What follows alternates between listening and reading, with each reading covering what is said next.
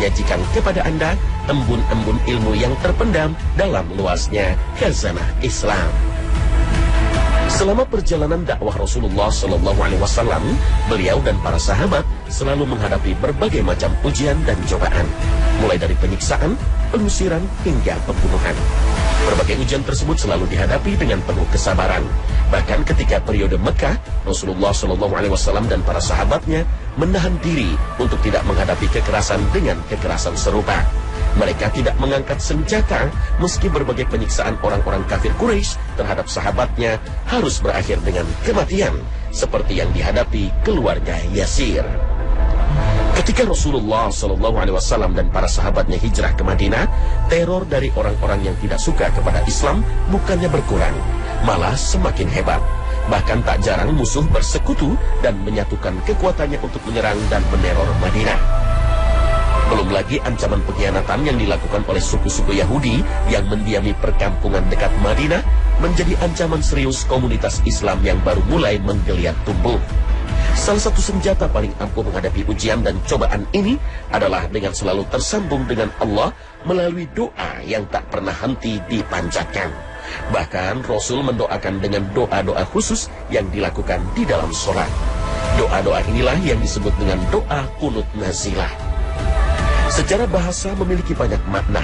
Di antaranya ialah taat mendirikan perintah Allah, sholat, berdiri yang lama, pengabdian, diam, khusyuk, dan beberapa makna lainnya. Salah satu makna kunut yang berarti patuh bisa kita temukan dalam surat An-Nahl ayat 120. Allah Ta'ala berfirman, sesungguhnya Ibrahim adalah seorang imam yang dapat dijadikan teladan, lagi pula patuh, qanit kepada Allah, dan hanif, dan sekali-kali bukanlah dia termasuk orang-orang yang mempersekutukan Tuhan. Al-Quran Surah An-Nahl ayat 120. Sedangkan kunut dengan makna khusyuk bisa kita lihat dalam surat Al-Baqarah ayat 238. Peliharalah semua solatmu dan peliharalah solat wusta. Berdirilah untuk Allah dalam solatmu dengan khusyuk. Al-Quran Surah Al-Baqarah ayat 238. Adapun yang dimaksud kunut yang biasa dilakukan di dalam solat adalah doa tertentu yang dipanjatkan di dalam solat setelah ruku. Sedangkan nazilah berarti suatu kejadian atau peristiwa yang mendesak, atau biasa dimaknai juga sebagai suatu keadaan bencana yang menimpa umat Islam, seperti serangan musuh, ketakutan, bencana alam, wabah penyakit, atau musibah lainnya. Dalam situasi seperti ini dianjurkan bagi umat Islam untuk banyak istighfar, memohon ampun kepada Allah, termasuk di dalam sholat. Aktivitas inilah yang disebut kunut nazilah.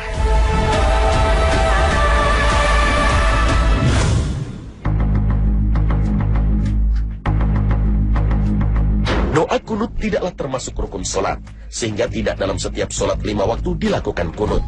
Begitu juga dengan kunut nazilah. Ia hanya dilakukan pada kondisi dan situasi tertentu.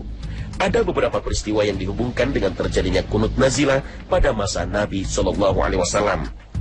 Ada beberapa peristiwa atau musibah yang diyakini menjadi pemicu kunut nazilah yang dilakukan oleh Rasulullah SAW. Peristiwa pertama terjadi pada tahun kedua Hijriah. Setelah 13 tahun berdakwah di Mekah dengan segala rintangan dan hambatannya, Allah memerintahkan nabinya dan orang-orang beriman untuk pindah atau hijrah ke Madinah. 2 tahun kemudian terjadi perang Badar yang dimenangkan oleh kaum muslimin. Beberapa orang dari kafir Quraisy Mekah banyak menjadi tawanan. Salah satunya adalah Al-Walid bin Mughirah. Saudaranya Hisham kemudian menebusnya dengan 100 dinar. Tetapi setelah ditebus ia justru menyatakan masuk Islam. Ketika ditanya, kenapa ia tidak masuk Islam ketika ditawan? Ia menjawab, ia tidak mau dikatakan masuk Islam karena takut. Karena masuk Islam, ia pun kembali ditawan oleh orang-orang Mekah. Ketika itulah Nabi mendoakan keselamatan bagi Al-Walid bin Mughirah sebagaimana diterangkan oleh Abu Hurairah. Sesungguhnya Rasulullah SAW pernah berdoa pada akhir sholat zuhur, Ya Allah, selamatkanlah Al-Walid bin Al-Walid, Salamah bin Hisham, Ayash bin Abu Rabi'ah, dan kaum muslimin yang lemah dari kezaliman orang musyrik. Mereka tidak mampu untuk keluar dari mereka. Hadis riwayat Ahmad.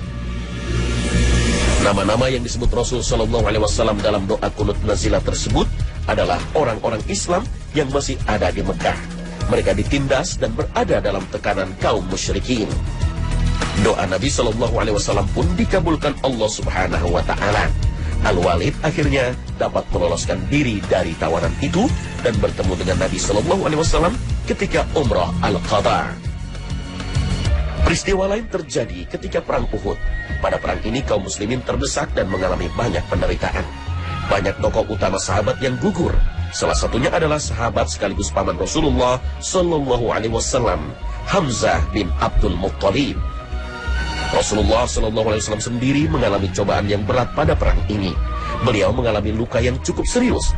Wajah dan bibirnya terluka serta 2 buah gigi serinya tanggal. Nabi Muhammad berhasil lolos dari maut dengan segelintir sahabat yang masih hidup. Beliau mendaki Gunung Uhud dan dapat menyelamatkan diri dari kejaran musuh. Sambil mengusap darah yang bercucuran pada wajahnya, beliau mengatakan, bagaimana mungkin akan beruntung kaum yang melukai wajah Nabi mereka, padahal ia menyeru mereka kepada Allah Subhanahu wa Ta'ala.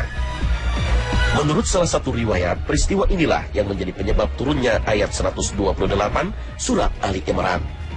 Tak ada sedikit pun campur tanganmu dalam urusan mereka itu, atau Allah menerima taubat mereka, atau mengazab mereka, karena sesungguhnya mereka itu orang-orang yang zalim. Al-Quran Surah Ali Imran ayat 128. Setelah peristiwa tersebut, Rasulullah SAW berdoa agar Allah menimpakan keburukan kepada para pembesar Quraisy. Peristiwa ini dapat kita lihat dari penjelasan para sahabat.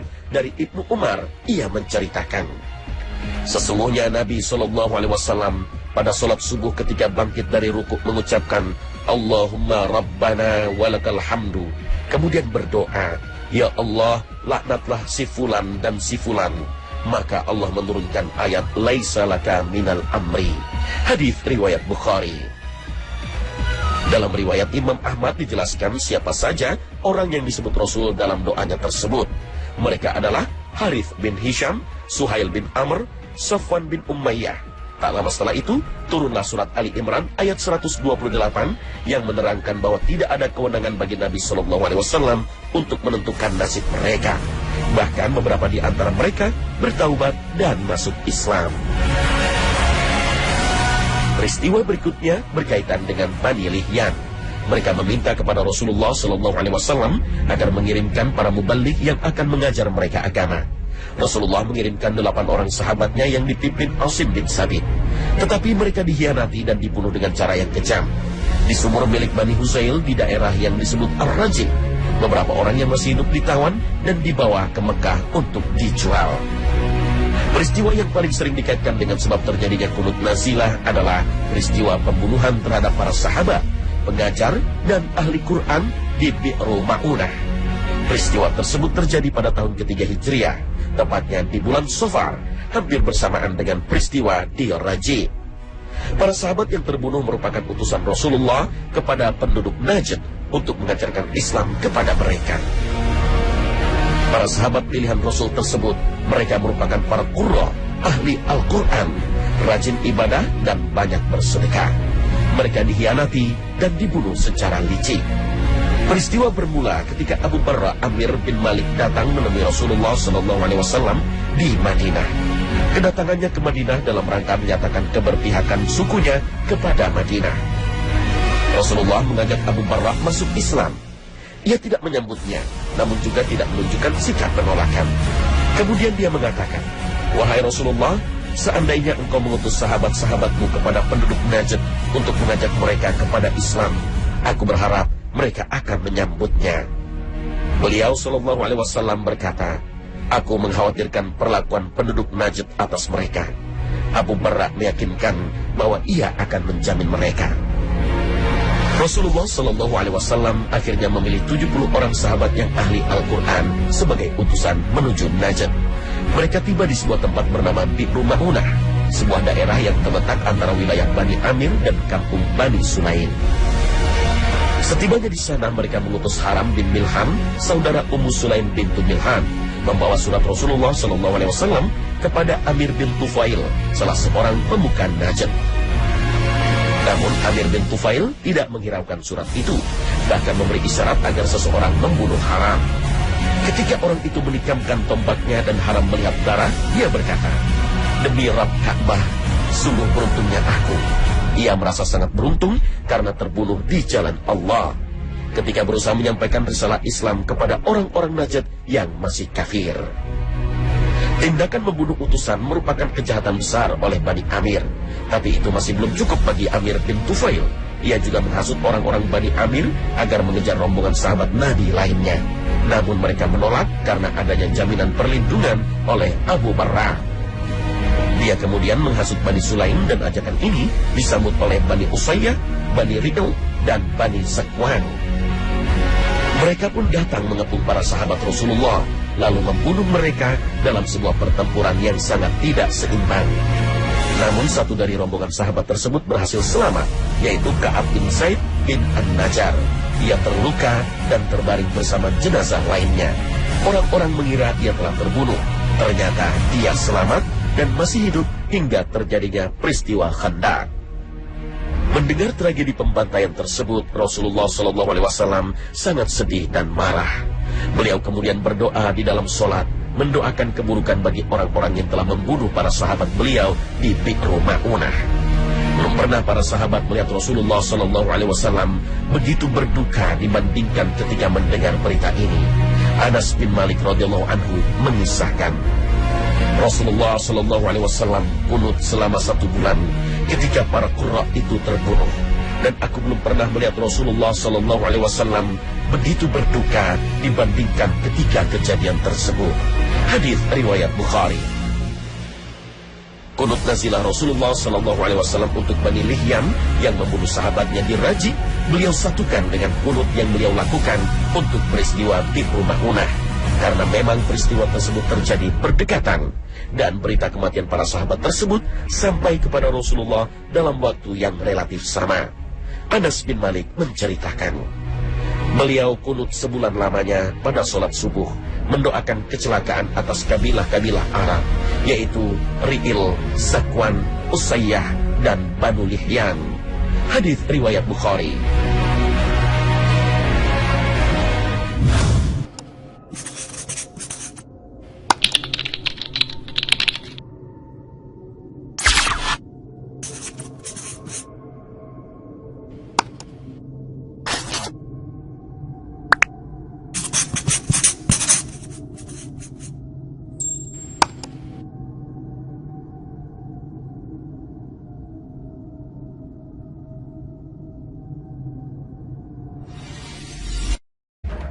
Setelah peristiwa tersebut, Rasulullah SAW berdoa agar Allah menimpakan keburukan kepada para pembesar Quraisy. Peristiwa ini dapat kita lihat dari penjelasan para sahabat. Dari Ibnu Umar, ia menceritakan, sesungguhnya Nabi SAW pada sholat subuh ketika bangkit dari rukuk mengucapkan, Allahumma Rabbana walakal hamdu. Kemudian berdoa, Ya Allah, laknatlah si fulan dan si fulan. Maka Allah menurunkan ayat laisa laka minal amri. Hadis riwayat Bukhari. Dalam riwayat Imam Ahmad dijelaskan siapa saja orang yang disebut Rasul dalam doanya tersebut. Mereka adalah Harith bin Hisham, Suhail bin Amr, Safwan bin Umayyah. Tak lama setelah itu, turunlah surat Ali Imran ayat 128 yang menerangkan bahwa tidak ada kewenangan bagi Nabi SAW untuk menentukan nasib mereka. Bahkan beberapa di antara mereka bertaubat dan masuk Islam. Peristiwa berikutnya berkaitan dengan Bani Lihyan. Mereka meminta kepada Rasulullah SAW agar mengirimkan para muballigh yang akan mengajar mereka agama. Rasulullah mengirimkan 8 orang sahabatnya yang dipimpin Asim bin Sabit. Tetapi mereka dikhianati dan dibunuh dengan cara yang kejam. Di sumur milik Bani Huzail di daerah yang disebut Ar-Raji, beberapa orang yang masih hidup ditawan dan dibawa ke Mekah untuk dijual. Peristiwa yang paling sering dikaitkan dengan sebab terjadinya kunut nazilah adalah peristiwa pembunuhan terhadap para sahabat, pengajar, dan ahli Quran di Bi'ru Ma'unah. Peristiwa tersebut terjadi pada tahun ketiga Hijriah, tepatnya di bulan Safar, hampir bersamaan dengan peristiwa di Raji. Para sahabat yang terbunuh merupakan utusan Rasulullah kepada penduduk Najd untuk mengajarkan Islam kepada mereka. Para sahabat pilihan Rasul tersebut, mereka merupakan para qurra, ahli Al-Quran, rajin ibadah dan banyak bersedekah. Mereka dikhianati dan dibunuh secara licik. Peristiwa bermula ketika Abu Barra Amir bin Malik datang menemui Rasulullah SAW di Madinah dalam surat Al-Baqarah ayat 238. Peliharalah semua solatmu dan peliharalah solat wusta. Berdirilah untuk Allah dalam solatmu dengan khusyuk. Al-Quran surah Al-Baqarah ayat 238. Adapun yang dimaksud kunut yang biasa dilakukan di dalam solat adalah doa tertentu yang dipanjatkan di dalam solat setelah ruku. Sedangkan nazilah berarti suatu kejadian atau peristiwa yang mendesak, atau biasa dimaknai juga sebagai suatu keadaan bencana yang menimpa umat Islam, seperti serangan musuh, ketakutan, bencana alam, wabah penyakit, atau musibah lainnya. Dalam situasi seperti ini dianjurkan bagi umat Islam untuk banyak istighfar, memohon ampun kepada Allah, termasuk di dalam sholat. Aktivitas inilah yang disebut kunut nazilah.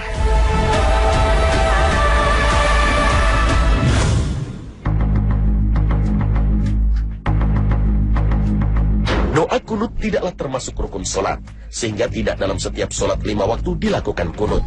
Begitu juga dengan kunut nazilah. Ia hanya dilakukan pada kondisi dan situasi tertentu. Ada beberapa peristiwa yang dihubungkan dengan terjadinya kunut nazilah pada masa Nabi SAW. Ada beberapa peristiwa atau musibah yang diyakini menjadi pemicu kunut nazilah yang dilakukan oleh Rasulullah SAW. Peristiwa pertama terjadi pada tahun kedua Hijriah. Setelah 13 tahun berdakwah di Mekah dengan segala rintangan dan hambatannya, Allah memerintahkan nabinya dan orang-orang beriman untuk pindah atau hijrah ke Madinah. 2 tahun kemudian terjadi perang Badar yang dimenangkan oleh kaum muslimin. Beberapa orang dari kafir Quraisy Mekah banyak menjadi tawanan. Salah satunya adalah Al-Walid bin Mughirah.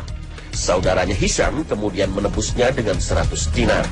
Tetapi setelah ditebus ia justru menyatakan masuk Islam. Ketika ditanya, kenapa ia tidak masuk Islam ketika ditawan? Ia menjawab, ia tidak mau dikatakan masuk Islam karena takut. Karena masuk Islam, ia pun kembali ditawan, menyajikan kepada Anda embun-embun ilmu yang terpendam dalam luasnya khazanah Islam. Selama perjalanan dakwah Rasulullah SAW, beliau dan para sahabat selalu menghadapi berbagai macam ujian dan cobaan, mulai dari penyiksaan, pengusiran, hingga pembunuhan. Berbagai ujian tersebut selalu dihadapi dengan penuh kesabaran. Bahkan ketika periode Mekah, Rasulullah SAW dan para sahabatnya menahan diri untuk tidak menghadapi kekerasan dengan kekerasan serupa. Mereka tidak mengangkat senjata meski berbagai penyiksaan orang-orang kafir Quraisy terhadap sahabatnya harus berakhir dengan kematian, seperti yang dihadapi keluarga Yasir. Ketika Rasulullah SAW dan para sahabatnya hijrah ke Madinah, teror dari orang-orang yang tidak suka kepada Islam bukannya berkurang, malah semakin hebat. Bahkan tak jarang musuh bersekutu dan menyatukan kekuatannya untuk menyerang dan meneror Madinah. Belum lagi ancaman pengkhianatan yang dilakukan oleh suku-suku Yahudi yang mendiami perkampungan dekat Madinah menjadi ancaman serius komunitas Islam yang baru mulai menggeliat tumbuh. Salah satu senjata paling ampuh menghadapi ujian dan cobaan ini adalah dengan selalu tersambung dengan Allah melalui doa yang tak pernah henti dipanjatkan. Bahkan Rasul mendoakan dengan doa-doa khusus yang dilakukan di dalam sholat. Doa-doa inilah yang disebut dengan doa kunut nazilah. Secara bahasa memiliki banyak makna. Di antaranya ialah taat mendirikan perintah Allah, sholat, berdiri yang lama, pengabdian, diam, khusyuk, dan beberapa makna lainnya. Salah satu makna kunut yang berarti patuh bisa kita temukan dalam surat An-Nahl ayat 120. Allah Ta'ala berfirman, sesungguhnya Ibrahim adalah seorang imam yang dapat dijadikan teladan, lagi pula patuh, qanit kepada Allah, dan hanif, dan sekali-kali bukanlah dia termasuk orang-orang yang mempersekutukan Tuhan. Al-Quran surah An-Nahl ayat 120. Sedangkan kunut dengan makna khusyuk bisa kita lihat kedatangannya ke Madinah dalam rangka menyatakan keberpihakan sukunya kepada Madinah. Rasulullah mengajak Abu Barra masuk Islam. Ia tidak menyambutnya, namun juga tidak menunjukkan sikap penolakan. Kemudian dia mengatakan, Wahai Rasulullah, seandainya engkau mengutus sahabat-sahabatmu kepada penduduk Najd untuk mengajak mereka kepada Islam, aku berharap mereka akan menyambutnya. Beliau Shallallahu Alaihi Wasallam berkata, aku mengkhawatirkan perlakuan penduduk Najd atas mereka. Abu Barra meyakinkan bahwa ia akan menjamin mereka. Rasulullah Shallallahu Alaihi Wasallam akhirnya memilih 70 orang sahabat yang ahli Al-Quran sebagai utusan menuju Najd. Mereka tiba di sebuah tempat bernama Bi'ru Ma'unah, sebuah daerah yang terletak antara wilayah Bani Amir dan kampung Bani Sulaim. Setibanya di sana, mereka mengutus Haram bin Milhan, saudara Ummu Sulaim bintu Milhan, membawa surat Rasulullah SAW kepada Amir bin Tufail, salah seorang pemuka Najd. Namun Amir bin Tufail tidak menghiraukan surat itu, bahkan memberi isyarat agar seseorang membunuh Haram. Ketika orang itu menikamkan tombaknya dan Haram melihat darah, dia berkata, demi Rabb Ka'bah, sungguh beruntungnya aku. Ia merasa sangat beruntung karena terbunuh di jalan Allah ketika berusaha menyampaikan risalah Islam kepada orang-orang Najd yang masih kafir. Tindakan membunuh utusan merupakan kejahatan besar oleh Bani Amir, tapi itu masih belum cukup bagi Amir bin Tufail. Ia juga menghasut orang-orang Bani Amir agar mengejar rombongan sahabat Nabi lainnya. Namun mereka menolak karena adanya jaminan perlindungan oleh Abu Barra. Dia kemudian menghasut Bani Sulaim dan ajakan ini disambut oleh Bani Usayyah, Bani Ri'l, dan Bani Zakwan. Mereka pun datang mengepung para sahabat Rasulullah, lalu membunuh mereka dalam sebuah pertempuran yang sangat tidak seimbang. Namun satu dari rombongan sahabat tersebut berhasil selamat, yaitu Ka'ab bin Zaid bin An-Najjar. Ia terluka dan terbaring bersama jenazah lainnya oleh orang-orang Mekah. Ketika itulah Nabi mendoakan keselamatan bagi Al-Walid bin Mughirah sebagaimana diterangkan oleh Abu Hurairah. Sesungguhnya Rasulullah SAW pernah berdoa pada akhir sholat zuhur, ya Allah, selamatkanlah Al-Walid bin Al-Walid, Salamah bin Hisham, Ayash bin Abu Rabi'ah, dan kaum muslimin yang lemah dari kezaliman orang musyrik. Mereka tidak mampu untuk keluar dari mereka. Hadis riwayat Ahmad. Nama-nama yang disebut Rasul SAW dalam doa kunut nazilah tersebut adalah orang-orang Islam yang masih ada di Mekah. Mereka ditindas dan berada dalam tekanan kaum musyrikin. Doa Nabi SAW pun dikabulkan Allah Subhanahu wa Ta'ala. Al-Walid akhirnya dapat meloloskan diri dari tawanan itu dan bertemu dengan Nabi SAW ketika Umrah Al-Qadha. Peristiwa lain terjadi ketika perang Uhud.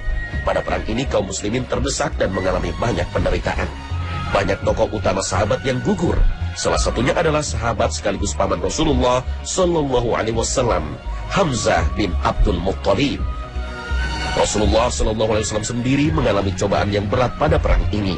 Beliau mengalami luka yang cukup serius. Wajah dan bibirnya terluka, serta 2 buah gigi serinya tanggal. Nabi Muhammad berhasil lolos dari maut dengan segelintir sahabat yang masih hidup. Beliau mendaki gunung Uhud dan dapat menyelamatkan diri dari kejaran musuh. Sambil mengusap darah yang bercucuran pada wajahnya, beliau mengatakan, bagaimana mungkin akan beruntung kaum yang melukai wajah Nabi mereka, padahal ia menyeru mereka kepada Allah Subhanahu wa Ta'ala.